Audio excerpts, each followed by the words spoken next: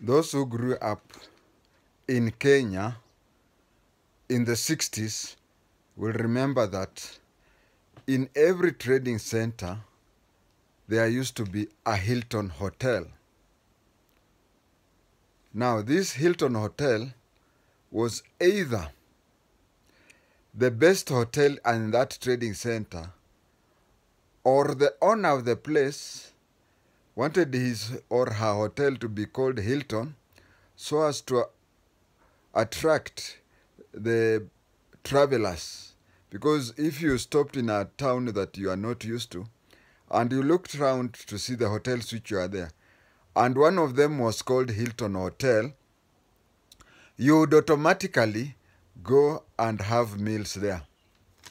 So, Hilton Hotel in other towns was either the best hotel that place, or a hotel which attracted so many people that it even had to up its business to become the best. We also, whenever you'd go somewhere, have a good meal, you'd say, this place is Hilton Hotel. Also. Hilton Hotel was the classic, the hotel to be there. And how did Hilton Hotel come to being? First of all, Hilton is a family in Paris, an international hotel keeping company. They have branches in New York and everywhere. This is a leading family with hotels. If I were Kenyan, maybe I would remember the Kenneth Matiba Alliance group of hotels. Maybe. So Hilton had hotels here and there. And as a family, they reached a time when they had a boardroom quarrel. When they had a boardroom quarrel, they decided to open another branch in Kenya. Now, that is now on their side. What about the Kenyan side? On the Kenyan side, we had where Hilton is situated today, it used to be a swamp. It used to be a swamp in the CBD. And people used to complain that there was a lot of mosquito and it was unsafe to be in that place. So there was push to drain the swamp, literally. That is when those in authority then approached the Hilton group of companies. They approached them with an offer to sell them that land. When they offered, you see, Hilton group of companies had hotels in major towns, in major cities in the world. New York, Paris, and everywhere. Bringing them to Kenya would uplift the standard of Kenya in hospitality. So they were approached and they were given an offer to be sold that land, so that they do what? They were offered to be sold that land at a throwaway price. Can I say a double throwaway price? Because comparing then and even now, comparing land prices in major towns of the world and Nairobi, it is like Nairobi is very cheap. Just like if you compare the price of CBD and your royal home, if you ask for an acre, or not even CBD, nowadays I'm told that the most expensive land in Kenya is in the Upper Hill community area. Now, if you want to buy an acre in Upper Hill community area and you want to buy an acre in your home area, you can now compare that.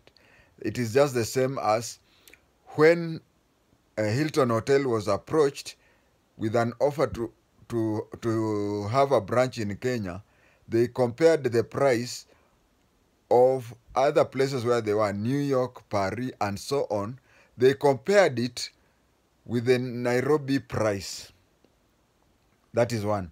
Two, it was not just Nairobi price. It was a way of giving somebody that swamp. It was a way of giving somebody that swamp. So you would find that even when they were buying that plot where Hilton Hotel today is, you'll find that they were even being sold below Nairobi rates. Below Nairobi rates. Now, if you compare, let's say the CBD today, the price, and then let's say you are sold at a fraction of that, and then you compare that with a same size of land in New York. I hope you now understand. The other thing was labor, the constructing of the house, of the hotel. Constructing of a storied hotel in New York and constructing a story building in Nairobi, then and even today, the price in Kenya is very cheap. So the Hilton company family, I think the father, after being pushed by his own kids left and right, said, look here, how much is building a hotel of this size? So much. But imagine, land and everything, we are getting a brand new hotel in Africa. Those days they said Africa. And in fact, in America, some people even don't know the particular countries, they just say Africa. We are going to start a hotel in Africa, of which are going to construct it at a fraction of the price. So with that information, the family, which was also the board, agreed to construct Hilton Hotel in Nairobi. The building they started constructing the building in 1966, and the building was officially opened on 17th December 1969. When it was officially opened in 1969, it was the tallest building in Kenya and probably in East and Central Africa. But it did not stay for long, because from 1969 up to 1973, when the honor was transferred to Kenyatta Conference Center, which later became Kenyatta International Conference Center, and today it is called Kenyatta International Convention Center. If you look at the way Hilton Hotel was constructed, it was just in this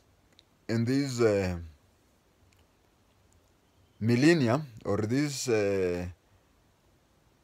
in this millennium, that they discovered that Hilton Hotel had no fire escape.